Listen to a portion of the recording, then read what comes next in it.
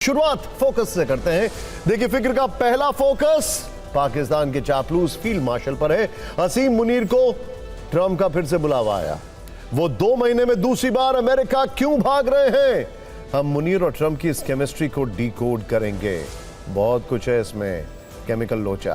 खैर, दूसरा focus Trump पर। उन्होंने भारत पर 50% टैरिफ लगाया। क्या जवाब में भारत भी अमेरिका पर अब 50% का रेसिप्रोकल टैरिफ लगा सकता है, जो चाइना ने पहले किया था, फिर बाद में विड्रॉ भी कर लिया।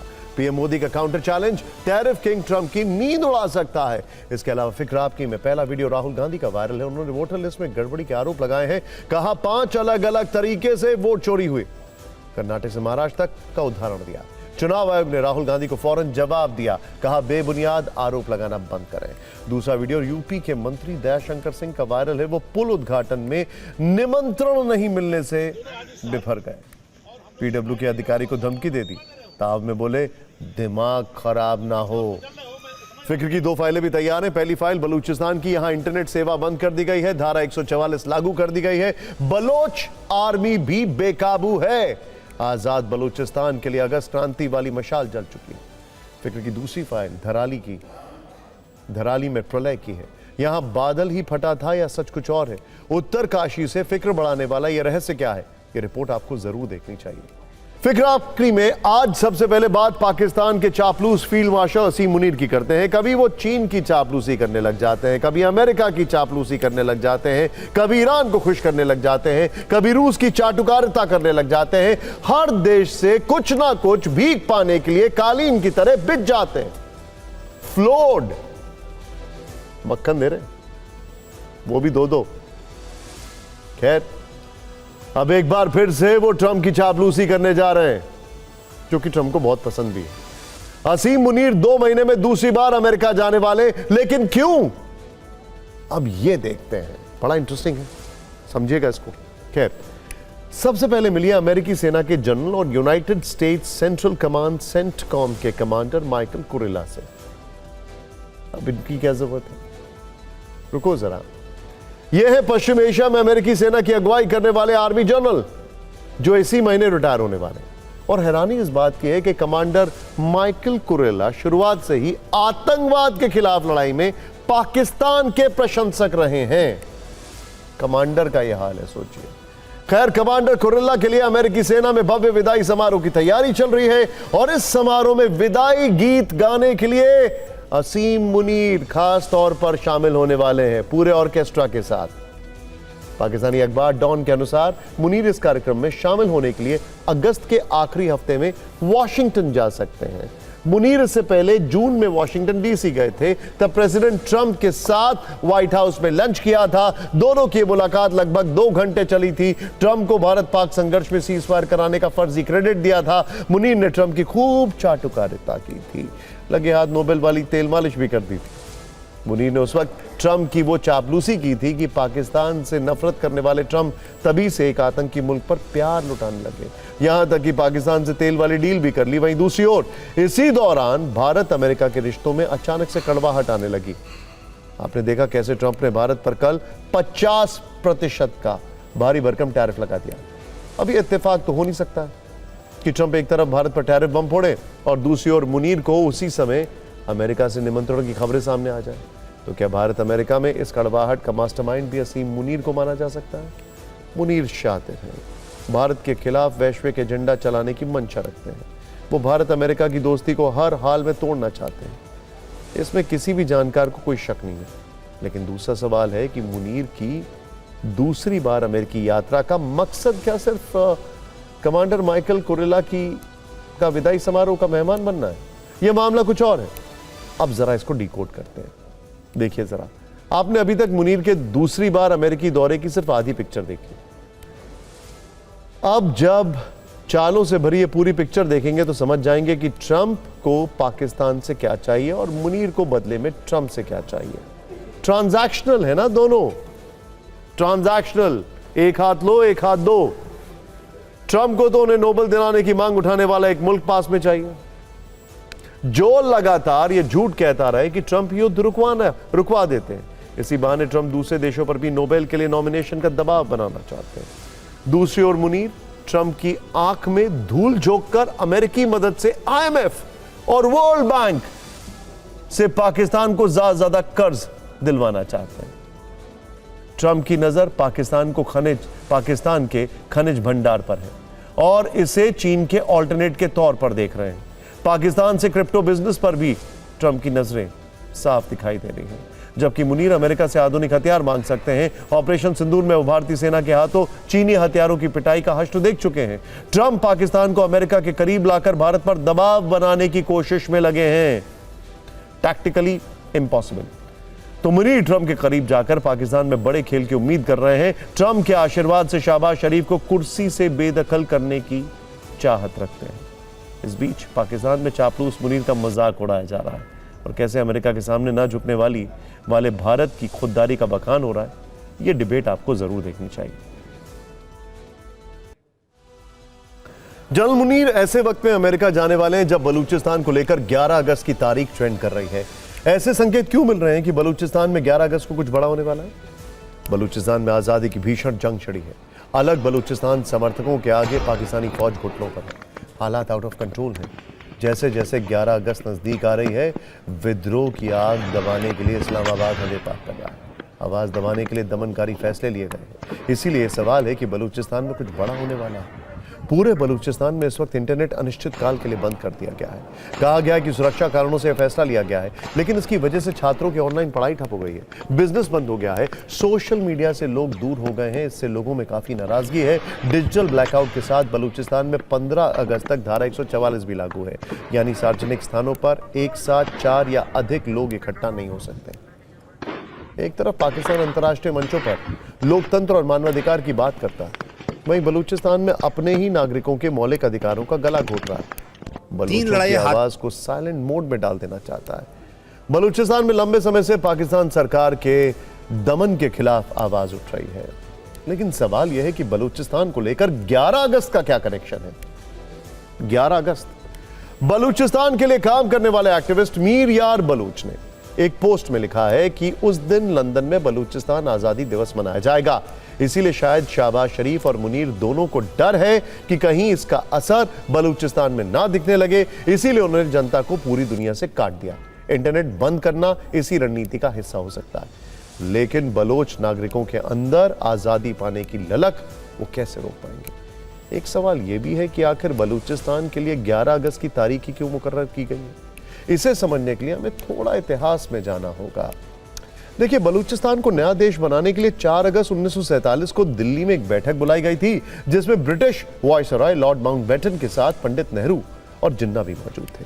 उस बैठक में जिन्ना ने ही कलात, खरान, लाल बेला और मकरान रियासतों को मिलाकर एक आजाद बलूचिस्तान बनाने का सुझाव दिया था। 11 अगस्त 1947 को कलात, पाकिस्तान और ब्रिटेन के बीच एक समझौता हुआ, जिसमें कलात को एक स्वतंत्र देश के रूप में स्वीकार किया गया। लेकिन दिक्कत यह हो गई कि बाद में खरान, लाल बेला और मकरान रियासत पाकिस्तान में शामिल होने को तैयार हो गई और कलात अकेला रह गया। उसी साल अक्टूबर में जिन्ना का भी मन बदल गया और उन्होंने कलात को भी जबरन पाकिस्तान का हिस्सा बना लिया।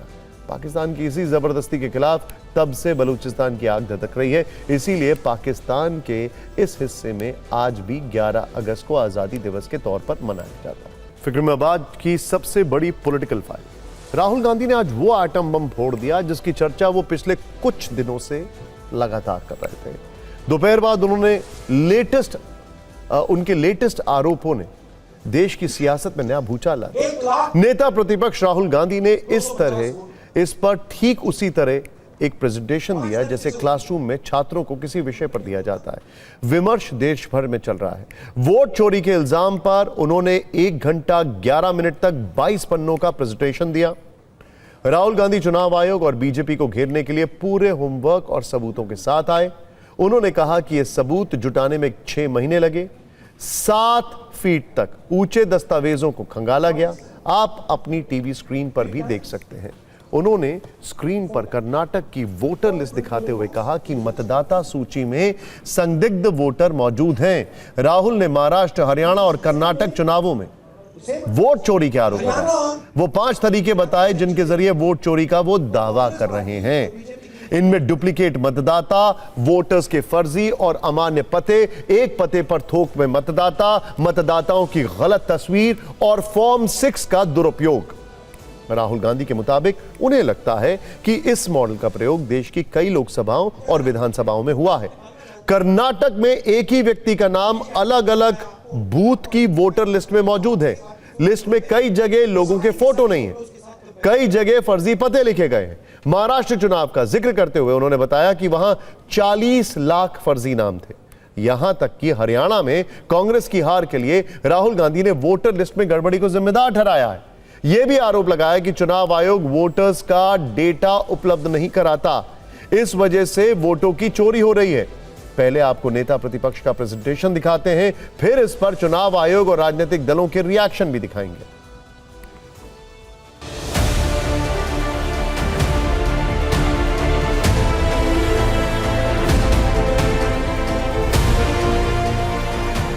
एक लाख 250 वोट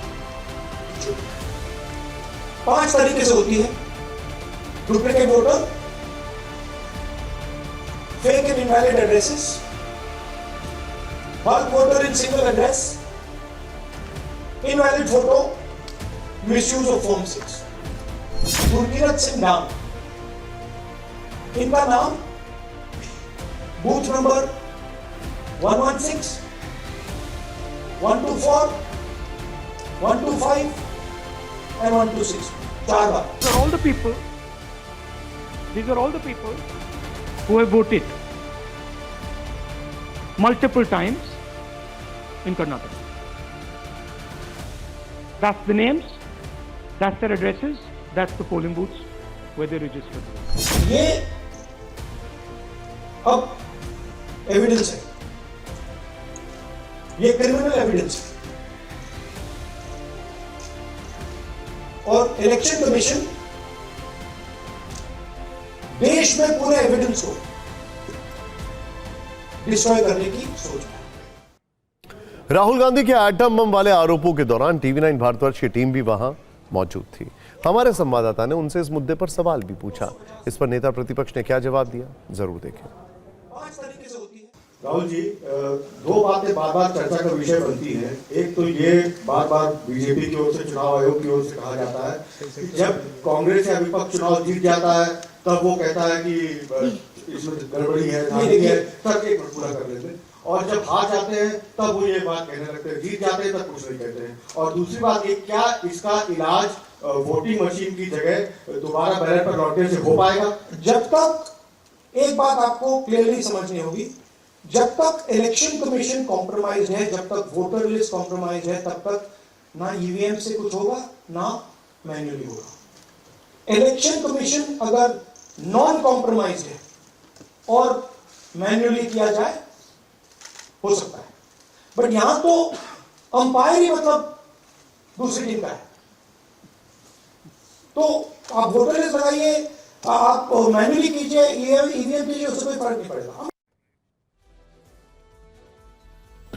राहुल गांधी के वोट चोरी वाले दावे पर चुनाव आयोग ने भी जवाब देने में देर नहीं लगाई है। चुनाव आयोग ने राहुल गांधी के आरोपों का फैक्ट चेक किया। उस फैक्ट चेक के रिजल्ट को राहुल गांधी की फोटो के साथ सोशल मीडिया पर पोस्ट किया। चुनाव आयोग का फैक्ट चेक कहता है कि राहुल गांधी के आरोप मिसलीडिंग यानी भ्रामक हैं, गुमराह करने वाले हैं। चुनाव आयोग ने आज राहुल गांधी को उनके लगाए गए आरोपों पर चैलेंज भी दिया। कर्नाटक के मुख्य निर्वाचन अधिकारी ने उन्हें चिट्ठी लिखी। नेता प्रतिपक्ष राहुल गांधी से उनके आरोपों को लेकर हलफनामा मांगा गया है। हलफनामे का फॉर्मेट भी चुनाव आयोग ने दिया है, जो आप स्क्रीन पर देख रहे हैं। इसमें यह भी बताया गया है कि इलेक्टोरल रोल पर गलत जानकारी देना कानूनन जुर्म है और इसकी सजा भी निर्धारित है। निर्वाचन आयोग ने कड़ी प्रतिक्रिया देते हुए लिखा है कि कर्नाटक कांग्रेस ने मुख्य निर्वाचन अधिकारी से मिलने का समय मांगा था। जवाब में निर्वाचन अधिकारी ने 8 अगस्त को दोपहर 1 बजे से 3 बजे के बीच मिलने का समय दिया था। आयोग ने साफ किया है कि मतदाता सूची बनाने की प्रक्रिया पारदर्शी है। वैसे राहुल गांधी के ताजा आरोपों पर बयानों की भी खूब फायरिंग हो रही है। बीजेपी ने कहा है कि ये राहुल गांधी का गुस्सा है क्योंकि जनता उन्हें वोट नहीं देती। made us believe with reasonable certainty that the Election Commission of India was colluding with the BJP to steal elections. न महाराष्ट्र में वोटों की चोरी हुई है, न देश में कई वोटों की चोरी हुई है। मुझे ऐसा लगता है कि राहुल जी के दिमाग की चिप चोरी चली गई है और उनकी हार्ड डिस्क करप्ट हो गई है। कोई तथ्य नहीं, कहां से उठा करके बिना मतलब से प्रेस कॉन्फ्रेंस करके रख देते हैं। हमको मालूम है वो नकली प्रेजेंटेशन किसने बनाया है। This is EC data. Please understand. This is not our data. This is EC data. And EC कह रहा है कि हम फ्री एंड फेयर इलेक्शन करा रहे हैं और उनके डेटा में एक असेंबली में 1 लाख फेक वोटर्स हैं। जिस प्रकार रोड रेज का हम केस देखते हैं, राहुल गांधी जी का ये इलेक्शन रेज है। जब आप कहते हैं कि चुन चुन के मैं छोड़ूंगा नहीं, मैं बर्बाद कर दूंगा ऑफिसर्स को, this is not the language. So here we are talking about something that we have bulletproof proof. This is their data. ये राहुल गांधी की खीज है, उनका गुस्सा है, क्योंकि हिंदुस्तान की जनता वोट क्यों नहीं देती। और राहुल गांधी आपके इस चाल चरित्र और आचरण पर देश जनता आपको और नहीं वोट देगी। और जिस तरह से इनका हस्तक्षेप रहता है, हमने देखा उत्तर प्रदेश के उपचुनावों में किस तरह की धांधली वोटर्स की करी गई है, तो मैं समझती हूँ पूरी तरह से यह सही बात कही जा रही है। अब आपको उत्तर प्रदेश लेकर चलते हैं। यहां योगी सरकार के मंत्रियों और अफसरों के बीच अलग ही कलह मची हुई है और टकराव सड़कों पर देखने को मिल रहा है और उसके कई एपिसोड्स आ चुके हैं। आज नया एपिसोड है। अधिकारी दिमाग दुरुस्त रखें, मंत्री जी ट्रांसफार्मर खुद ही उतार लें, ऐसी कई धमकियां जनता के बीच ट्रेंड कर रही हैं। इस लड़ाई में टकराने वाले मंत्री और अफसर कौन है? सबसे पहले इनका परिचय जान लेते हैं। इस फेहरिस्त में पहले नंबर पर जगह बनाई है मंत्री दया शंकर सिंह ने।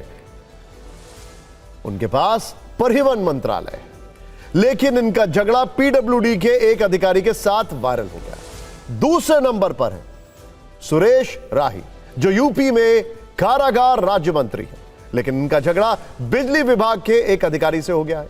यह वीडियो भी वायरल है। और तीसरे नंबर पर है खुद ऊर्जा मंत्री AK शर्मा, जिनका अपना अलग ही दर्द है। कई बार आरोप लगा चुके हैं कि उनके ही विभाग के अधिकारी उनकी बिल्कुल भी नहीं सुनते हैं। चलिए शुरुआत करते हैं। सबसे पहले दया शंकर सिंह पर आते हैं। दया शंकर सिंह से जुड़ी ये टक्कर लेटेस्ट है। दया शंकर सिंह बलिया सदर से बीजेपी विधायक हैं, यूपी सरकार में मंत्री हैं।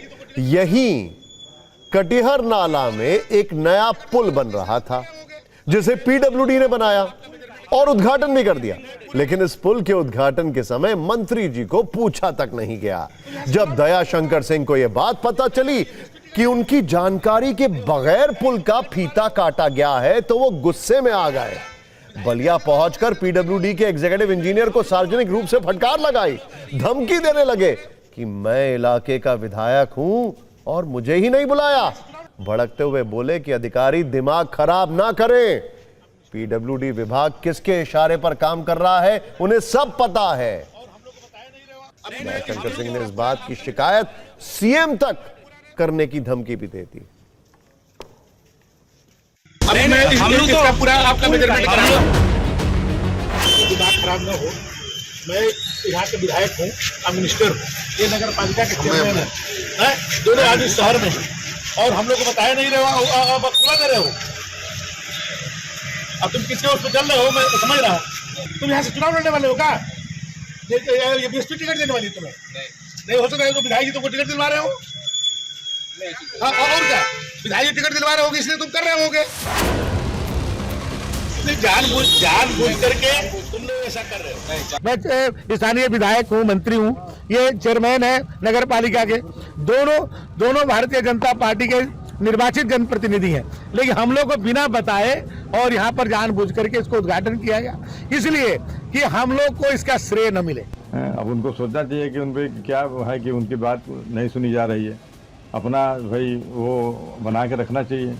और हाँ, अगर उसका उद्घाटन मैं जाके कर दिया होता तो एक बात समझ में आ रही है कि हमारे कहने पे कोई उद्घाटन कर दिया, भाई उद्घाटन तो माननीय मुख्यमंत्री जी करेंगे ना, विभाग उनके पास अगर है उत्तर प्रदेश में, तो हमारे कहने पे करेंगे। तो वो तो माननीय मुख्यमंत्री जी भी इससे अवगत होंगे कि नहीं शंकर ने कभी कहा कि नहीं कहा। तो ये सब चीज़ों को हम इसे नहीं, हमको कोई ये है जो आरोप लगाना है लगाते रहे लोग।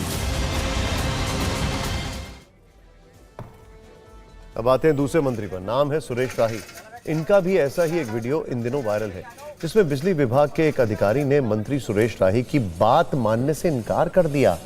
अब ये ट्रांसफार्मर का चक्कर क्या है, बड़ा इंटरेस्टिंग है, देखिए जरा ध्यान से। इसके बाद जो काम अधिकारी को करना था वो मंत्री जी को करना पड़ा। असल में मंत्री जी ने अधिकारी से कहा था कि इलाके का ट्रांसफार्मर खराब हो गया, बदलवा दो।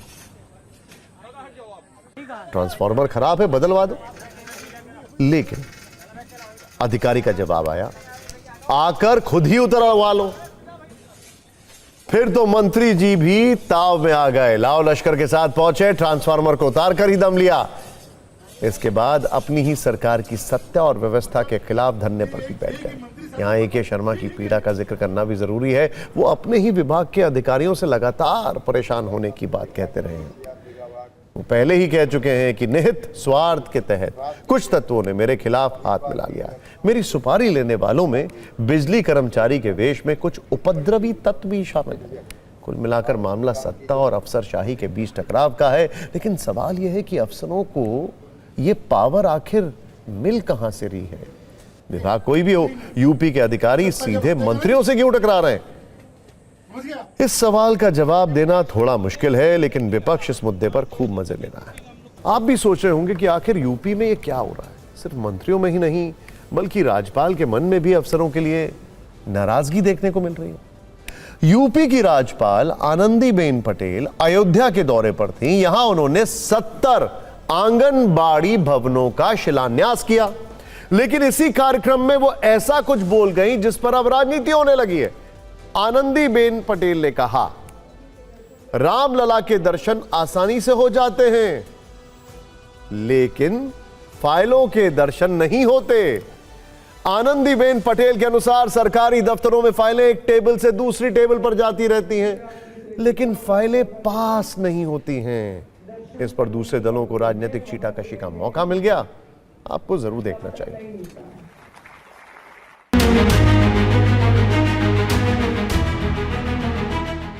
अयोध्या में राम मंदिर के दर्शन करने के लिए कहां से लोग आते हैं।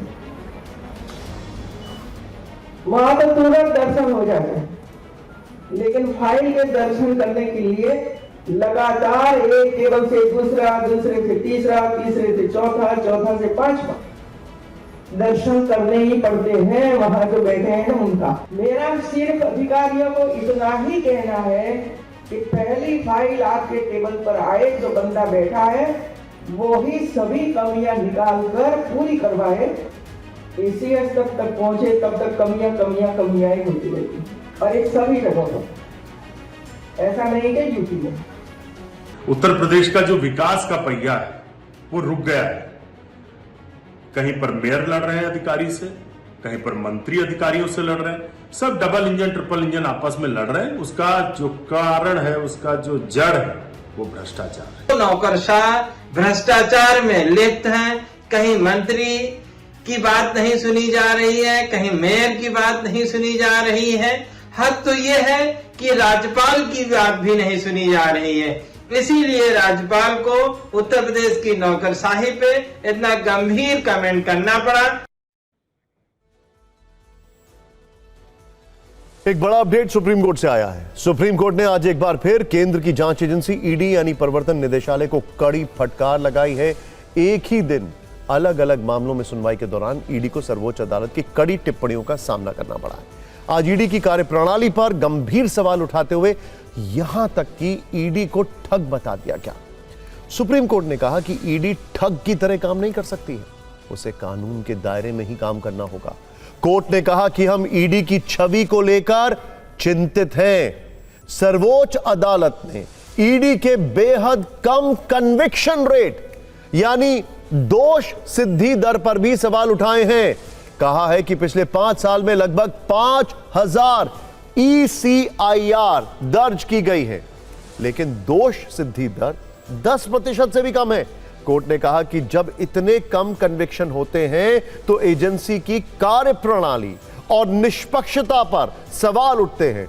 आपको बता दें कि ECIR का मतलब है एनफोर्समेंट केस इंफॉर्मेशन रिपोर्ट, जो कि एक औपचारिक दस्तावेज होता है जिसे ईडी जांच शुरू करने से पहले तैयार करता है। कोर्ट ने सलाह दी है कि ईडी अपनी जांच के तौर तरीके में सुधार करे। एक अन्य मामले की सुनवाई के दौरान कोर्ट ने कहा कि ईडी उन आरोपियों को भी बरसों तक जेल में रखने में सफल रहती है जिन्हें अदालतों ने दोषी नहीं ठहराया है। और तो और बिना सुनवाई के भी ईडी आरोपियों को सालों तक जेल में डाल देती है। आगे बढ़ते हैं और आपको बड़ा तेजी से बताते हैं 9 बड़ी खबरें क्या हैं। क्विक अपडेट यहां पर। अमेरिकी टैरिफ पर ग्लोबल ट्रेड रिसर्च इनिशिएटिव यानी GTRI ने दावा किया है कि इससे भारत में झींगा, जैविक रसायन, कपड़ा और आभूषण के निर्यात में 70% तक गिरावट आ सकती है। GTRI ने भारत के एक्सपोर्ट को 3 कैटेगरी में बांटा है। पहली कैटेगरी में 70% एक्सपोर्ट में कमी आ सकती है। दूसरी कैटेगरी में 30% से 50% तक कमी हो सकती है। इजरायल के पीएम बेंजामिन नेतन्याहू ने अब से थोड़ी देर पहले यरूशलेम के अपने दफ्तर में भारतीय राजदूत JP सिंह से मुलाकात की है। दोनों में भारत इजरायल के बीच सुरक्षा और अर्थव्यवस्था में सहयोग बढ़ाने पर बातचीत हुई है। नेतन्याहू ने इस दौरान यह भी कहा कि ऑपरेशन सिंदूर में भारत की तरफ से इस्तेमाल किए गए इजरायली उपकरण बैटल प्रोवन थे। चुनाव आयोग ने उपराष्ट्रपति पद के चुनाव की अधिसूचना जारी कर दी है। नामांकन दाखिल करने की आखिरी तारीख 21 अगस्त है, जबकि मतदान 9 सितंबर को होगा। सूत्रों के मुताबिक एनडीए ने उम्मीदवार की घोषणा के लिए प्रधानमंत्री नरेंद्र मोदी और जेपी नड्डा को अधिकृत किया है। 8 सितंबर यानी वोटिंग से एक दिन पहले एनडीए की बैठक भी होगी। कनाडा में कॉमेडियन कपिल शर्मा के रेस्टोरेंट कैप्स कैफे पर दोबारा से फायरिंग हुई है। इस बार भी घटना की जिम्मेदारी गोल्डी ढिल्लो और लॉरेंस बिश्नोई गैंग ने ली है। इस हमले का 9 सेकंड का एक वीडियो भी वायरल हो रहा है जिसमें कई राउंड फायरिंग की आवाज सुनी जा सकती है। वहीं मुंबई से क्राइम ब्रांच ने 5 शूटर पकड़े हैं जिनके बिश्नोई गैंग से कनेक्शन की जांच हो रही है। यमुना नदी का जलस्तर बढ़ने के बाद दिल्ली में बाढ़ का खतरा बढ़ गया है। दिल्ली में शाम 7 बजे यमुना का जलस्तर 205 मीटर पहुंचा, जबकि यमुना में खतरे का निशान 205.33 मीटर है। इसके बाद ITO बैराज के सभी गेट खोल दिए गए हैं। हथनीकुंड बैराज से 65 लाख क्यूसेक पानी छोड़े जाने के बाद से यमुना का जलस्तर लगातार बढ़ रहा है। NCERT के सिलेबस में अब field marshal Sam Manekshaw, brigadier Mohammad Usman और मेजर सोमनाथ शर्मा के चैप्टर जोड़े जाएंगे। बच्चे उनकी वीरता की कहानी अब स्कूलों में पढ़ सकेंगे। रक्षा मंत्री राजनाथ सिंह ने यह जानकारी दी है। पटना में शिक्षक अभ्यर्थियों के विरोध प्रदर्शन के दौरान पुलिस ने लाठीचार्ज कर दिया।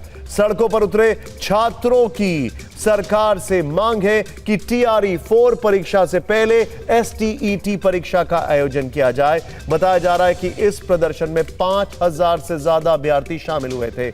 राजस्थान के 100 किसान नीदरलैंड, ऑस्ट्रेलिया, न्यूजीलैंड और ब्राजील के दौरे पर जाएंगे। वहां खेती से जुड़ी नई बारीकियां सीखेंगे। सीएम भजन लाल ने ज्ञान संवर्धन कार्यक्रम के तहत किसानों को विदेश भेजने की मंजूरी दी है।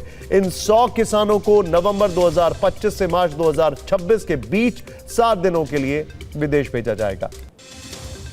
भारत के खिलाफ 25% एक्स्ट्रा अमेरिकी टैरिफ का शेयर बाजार पर कोई खास असर नहीं दिखा है।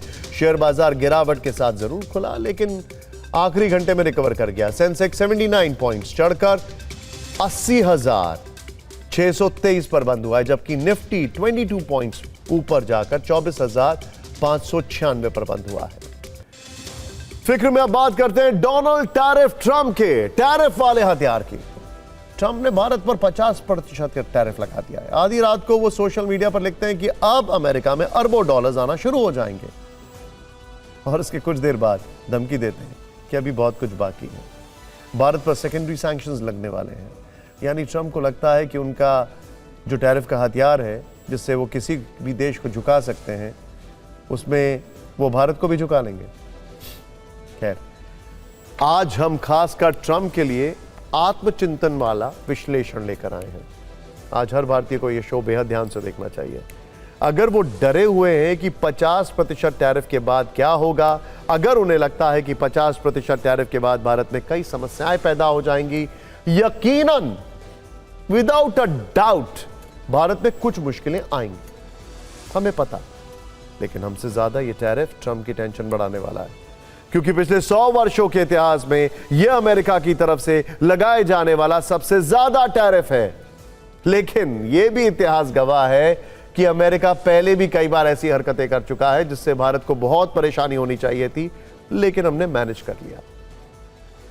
इससे आने वाले समय में अमेरिका में अब महंगाई आसमान छुएगी, यह भी समझ लीजिए, और ट्रंप कुछ नहीं कर पाएंगे, क्योंकि ग्लोबल इकोनॉमी या हम कहें वैश्विक संतुलन के साथ ट्रंप जो खिलवाड़ कर रहे हैं वो अमेरिका को बर्बाद कर देगा। इसीलिए अमेरिका के बड़े बड़े एक्सपर्ट्स भी कह रहे हैं कि ट्रंप का यह अहंकार अमेरिका को ले डूबेगा।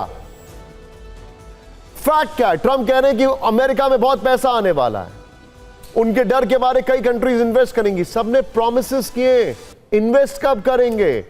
इसका सबसे बड़ा एग्जांपल एप्पल है, जो कि न जाने पिछले 10 साल से कह रहा है इन्वेस्ट करेगा, लेकिन नहीं कर रहा है। ट्रंप इन दिनों जिस तरह से बयानबाजी कर रहे हैं या फिर अमेरिका के हित को देखते हुए जो फैसले ले रहे हैं, वो ट्रंप की सबसे बड़ी भूल साबित होने वाला है। आखिर कैसे ये टैरिफ बम खुद अमेरिका के लिए मुश्किलें खड़ी करने वाला है, ये देखते हैं। सबसे पहले तो आसान भाषा में समझ लीजिए कि ये टैरिफ हथियार नहीं बल्कि ट्रंप के पैरों पर कुल्हाड़ी है। टैरिफ से अमेरिका धनवान नहीं बनेगा, बल्कि अमेरिका में महंगाई की सुनामी आने वाली है। टैरिफ से अमेरिका की करोड़ों डॉलर की कमाई नहीं होगी, बल्कि हर अमेरिका को सालाना 2 लाख रुपए का नुकसान उठाना पड़ेगा। टैरिफ से अमेरिकी अर्थव्यवस्था मजबूत नहीं होगी, बल्कि अमेरिका की जीडीपी को 11,60,000 करोड़ रुपए का नुकसान उठाना पड़ेगा। ट्रंप के टैरिफ से अमेरिका में रोजगार पैदा नहीं होगा, बल्कि इधर कुछ महीने में अमेरिका में 15 वर्षों के इतिहास में सबसे कम नौकरियां पैदा हुई हैं। और ट्रंप ने क्या किया? जो डेटा देने वाली संस्था है उसकी चीफ को हटा दिया, कहते हुए कि यह बाइडेन की है। ट्रंप की इस टैरिफ वाली व्यापारिक हिंसा से भारत को नुकसान होगा, हम जानते हैं, इस बात से कोई इंकार नहीं कर सकता है। तेजी से दुनिया की तीसरी सबसे बड़ी आर्थिक शक्ति बनने की राह में अग्रसर भारत के लिए यह एक झटका है, लेकिन टेम्परेरी है ये। लेकिन यह एक तरफा भी नहीं है। इस टैरिफ से भारत के लिए अमेरिका में व्यापार मुश्किल होगा, जबकि एशिया में अमेरिका का सबसे भरोसेमंद साथी भारत उससे दूर होगा। अमेरिका में निर्यात घटेगा, डॉलर की कमाई कम हो जाएगी, चीन को भारत से काउंटर करने की अमेरिकी नीति बिखर जाएगी। अमेरिका में निर्यात घटने से भारत में नौकरियां घटेंगी। चीन की समंदर नीति के खिलाफ क्वाड का फायदा नहीं मिलेगा। इंटरेस्टिंग फैक्ट क्या है? चाहे वो भारत हो या दुनिया की कितनी भी कंट्रीज हैं, ट्रंप का अपना स्टॉक यानी अपनी रेटिंग्स, अपनी पॉपुलैरिटीज गिरती जा रही है। यानी ट्रंप की नीति से सिर्फ भारत को नुकसान होगा ऐसा नहीं है, अमेरिका को भी नुकसान होगा। It is a counter productive measure, और अमेरिका में इसकी चर्चा चल रही है। अमेरिकी एक्सपर्ट्स ये दावा कर रहे हैं कि लंबे समय की कूटनीति में अमेरिका अपना एक अहम दोस्त खो रहा है।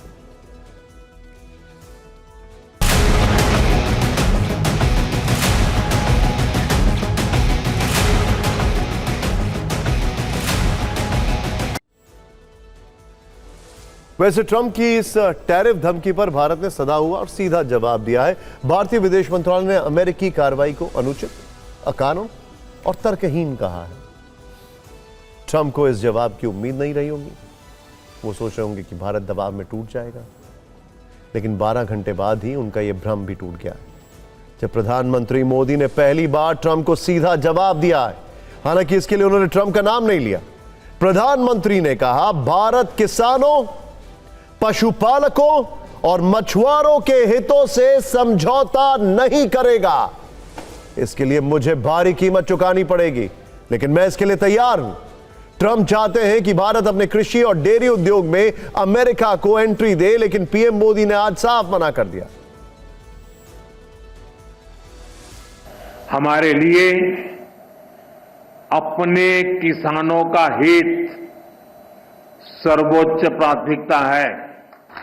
भारत अपने किसानों के, पशुपालकों के और मछुआरे भाई बहनों के हितों के साथ कभी भी समझौता नहीं करेगा। और मैं जानता हूं व्यक्तिगत रूप से मुझे बहुत बड़ी कीमत चुकानी पड़ेगी, लेकिन मैं इसके लिए तैयार हूं। मेरे देश के किसानों के लिए, मेरे देश के मछुआरों के लिए, मेरे देश के पशुपालकों के लिए आज भारत तैयार है।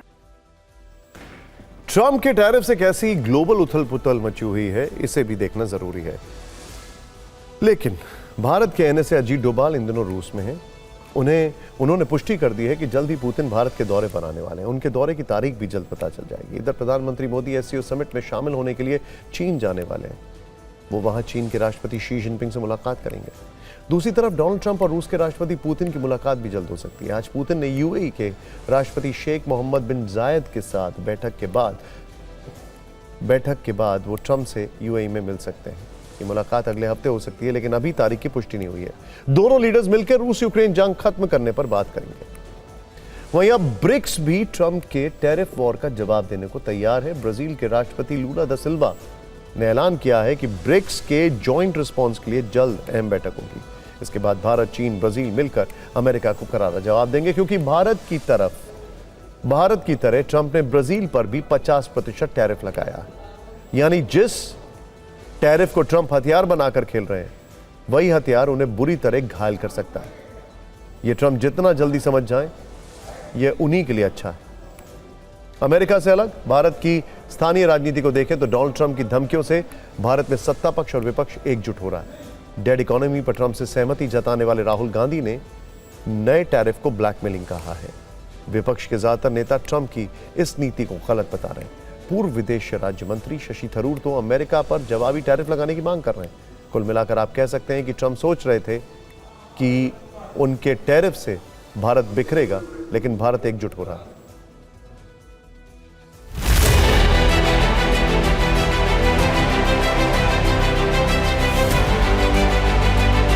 ये जो एक्स्ट्रा 25% जो ऐड किया, जो ट्रंप ने कल बताया था, ये है क्योंकि हम रशिया से पेट्रोलियम प्रोडक्ट्स, नेचुरल गैस और ऑयल खरीद रहे हैं। ये सब मैं अगर सोचूं तो इसमें कुछ दूसरा इशारा है, दूसरा कोई संदेश मिल रहे हैं वॉशिंगटन से, जिसके बारे में हमारी सरकार को समझ के जवाब देना चाहिए। अगर ऐसे वो लोग करेंगे तो हम भी अमेरिकन एक्सपोर्ट्स पे 50% की टैरिफ हमारे तरफ से भी लगाना चाहिए। Prime Minister Modi will be going to China for the first time in 7 years.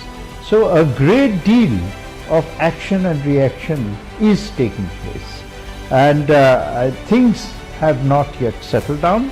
Now, it is, I think, known that President Trump uses drama and uses said raising the ante as a negotiating tactic. अब बात करते हैं उत्तराखंड के धराली में आई आपदा की। करीब 56 घंटे बीत चुके हैं और धराली में राहत और बचाव का काम लगातार जारी है।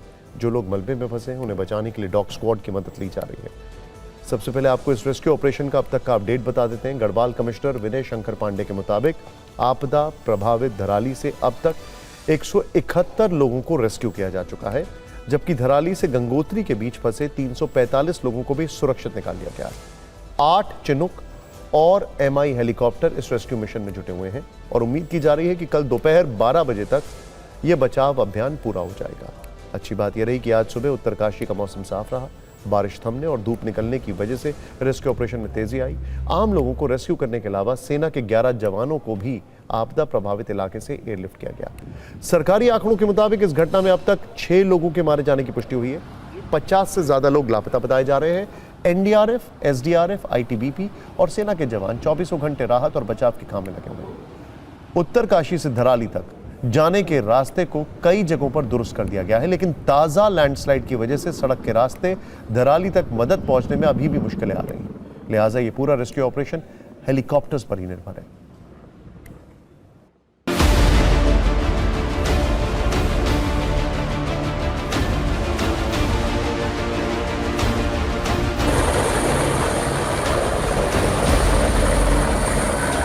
धराली में आई प्राकृतिक आपदा के बाद धराली, हर्षिल, गंगोत्री और भैरव घाटी में फंसे हुए लोगों को निकालने का एकमात्र जरिया हेलीकॉप्टर था और आप देखेंगे हेलीकॉप्टर के जरिए अब यहाँ पर लोगों को लेकर के आए हैं। जो लोग उस इलाके में फंसे थे उनको बाहर निकाला जा रहा है। हमारा प्रयास है कि सभी को सुरक्षित निकाला जाए और जो व्यवस्थाएं हैं उनको ठीक किया जाए।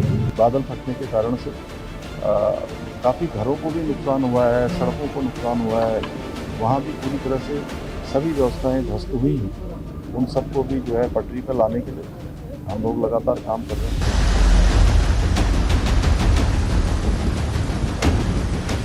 ने बहुत ज़्यादा सपोर्ट किया। आर्मी ने होती शायद हम thanks to all army, local police, local administration जिन्होंने हमें यहाँ तक पहुँचाया है। सर्च एंड रेस्क्यू ऑपरेशन हो रहा है, उसमें ख़ास तौर पर जो लोग मिसिंग हैं उनकी खोज हो रही है। उसके लिए मैनुअल सर्च भी हो रहा है, जहाँ पर पिन पॉइंट इन्फॉर्मेशन हमें है, और जो हैवी मशीनरी है वहाँ पर मौजूद है, उसका भी वहाँ पर एम्प्लॉयमेंट हो रहा है।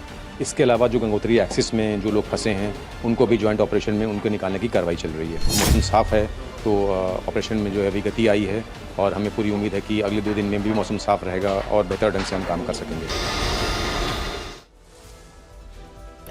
5 अगस्त को दोपहर 1:45 पर खीर गंगा में आए सैलाब ने धराली का नक्शा बदल कर रख दिया। ऐसा कहा गया कि बादल फटने की वजह से धराली में आपदा आई है, लेकिन कुछ मौसम वैज्ञानिक इस घटना में बादल फटने वाली थ्योरी को गलत बता रहे हैं। आईएमडी के एक अधिकारी के अनुसार 5 अगस्त को उत्तरकाशी जिले के ज्यादातर इलाकों में 27 मिलीमीटर बारिश हुई, जो बादल फटने की घटना के लिहाज से बहुत कम है। बादल फटने का मतलब होता है किसी 20 से 30 वर्ग किलोमीटर के इलाके में 1 घंटे के अंदर 100 मिलीमीटर बारिश होना, जबकि मौसम विभाग का आंकड़ा 27 मिलीमीटर बारिश बता रहा है। तो ऐसे में जो बारिश हुई वो बादल फटने की कैटेगरी में कहीं से भी फिट नहीं बैठती है। तो फिर सवाल उठता है कि जब बादल नहीं फटा तो फिर इतनी बड़ी आपदा आई कैसे? खीर गंगा में वो बेकाबू सैलाब कहां से आया जिसने पलक झपकते ही सब कुछ तबाह कर दिया? ये देखिए, इस पर वाडिया हिमालय भूविज्ञान संस्थान के एक पूर्व वैज्ञानिक ने कुछ संभावित कारण बताए हैं। उन्होंने कहा है कि ऐसा हो सकता है कि उत्तरकाशी के इस इलाके में ऊपरी जगह पर कोई झील बन गई हो और उसके टूटने से इस तरह का सैलाब आया। दूसरा, इस क्षेत्र के ऊपरी इलाके में काफी ग्लेशियर है। ऐसा संभव है कि अचानक से कोई ग्लेशियर टूटा और तेजी से पहाड़ के ढलान पर गिरने लगा, बाद में मिट्टी और पत्थरों के साथ मिलकर वो सैलाब में तब्दील हो गया। हालांकि इस आपदा का सटीक कारण तभी पता चलेगा जब धरौली में मची तबाही से जुड़ी सैटेलाइट तस्वीरों का विश्लेषण किया जाएगा। खबर है कि आपदा के वास्तविक कारणों का पता लगाने के लिए इसरो ने सैटेलाइट इमेज मांगी है। फिक्र के फैंस के लिए एक अपडेट सुप्रीम कोर्ट से आ रहा है। इस वक्त इलाहाबाद हाई कोर्ट के जज जस्टिस यशवंत वर्मा को सर्वोच्च अदालत से झटका लगा है। अदालत ने जस्टिस वर्मा की उस याचिका को खारिज कर दिया है जिसमें उन्होंने सुप्रीम कोर्ट की बनाई जांच कमेटी की रिपोर्ट को चुनौती दी थी। ये वही रिपोर्ट है जिसमें उन्हें भ्रष्टाचार का दोषी पाया गया था। सुप्रीम कोर्ट ने कहा कि जस्टिस यशवंत वर्मा का आचरण विश्वास पैदा नहीं करता, उनकी याचिका पर विचार नहीं किया जाना चाहिए। अदालत ने माना है कि याचिकाकर्ता के मौलिक अधिकारों का उल्लंघन नहीं हुआ है। बेंच ने अपने फैसले में कहा है कि प्रधानमंत्री और राष्ट्रपति को पत्र भेजना असंवैधानिक नहीं था। दिल्ली में जस्टिस वर्मा के सरकारी बंगले में 14 मार्च को आग लगी थी और इस दौरान उनके घर से नोटों की जली हुई गड्डियां बरामद हुईं। इसके बाद सर्वोच्च अदालत ने जांच कमेटी बनाई जिसकी रिपोर्ट में वो दोषी पाए गए और उन्हें पद से हटाने की सिफारिश की गई।